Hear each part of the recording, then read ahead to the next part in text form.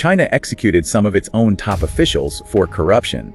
Not rumors, not street criminals, high-ranking government figures. At the same time, it built more high-speed rail than the rest of the world combined. China is now, in many ways, owning the future. You have high-speed trains that can transport you from one side of the country to the other. It became the factory of the planet. It lifted hundreds of millions out of poverty in a single generation. So what is it? A disciplined system that works, or a tightly controlled machine? Here's the strange part. If you ask someone in the West about China, you'll probably hear words like, people think China is the big superpower and their economy is great. Their economy is terrible. If you ask someone in parts of Southeast Asia, you might hear, 现在很多人他对国人呢，就是这种刻板印象，我觉得更多的是一种心虚和害怕因为中国现在真的是越来越强大，然后因为你嫉妒他，所以你就会说他不好。Same country, different realities. So the real question isn't just what is China, it's why does China mean something completely different depending on who you ask? Is it media framing, geopolitical rivalry, cultural misunderstanding, or a clash of assumptions about how a country should be run? This isn't about defending China. It's not about attacking it either. It's about something deeper, perception, because China today isn't just a country, it's a mirror. And depending on where you stand, that mirror shows you something very different. Cities like Shanghai and Beijing rise faster than most countries can plan them. High-speed rail lines stretch by the thousands of miles. Ports move millions of containers every day. Beneath this energy, systems operate that many outsiders rarely see. Rules, expectations, monitoring, enforcement.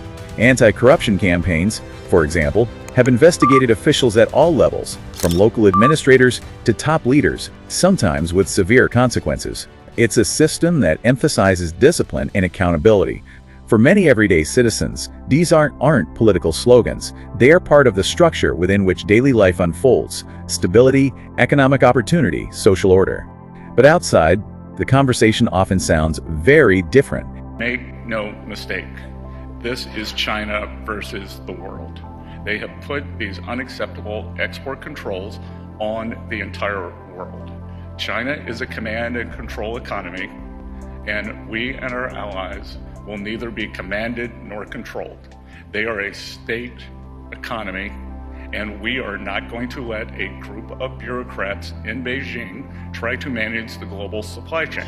The world's view of China isn't uniform. In Western media, narratives often focus on control, restricted speech, 它有好多都是那种就反党的，然后就是什么就是丑化中国的领导人那些现象，就那些视频很多，就有很多人他们都是不能分辨这些对错的。如果他们看到这些视频的话，就很容易被带节奏，然后就是不便于中国的发展嘛。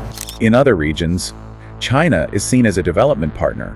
A hybrid. About half of its enterprises are privately owned and operated by Chinese people, by Americans, by Europeans, Japanese. It's open. And what they have is a powerful government that coordinates these two different parts. Most people forming these views have never lived in China, yet they feel strongly.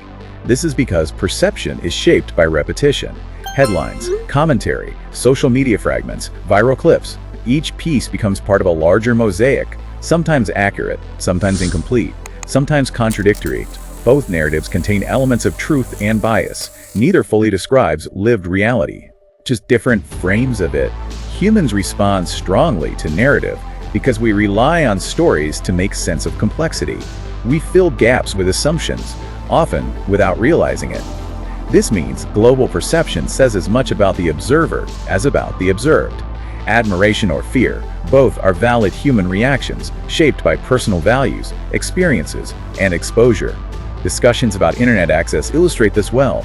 Major platforms like YouTube, Facebook, and others are blocked. Inside China, part of broader internet regulation. This affects how information flows and how people, inside and outside the country, see events.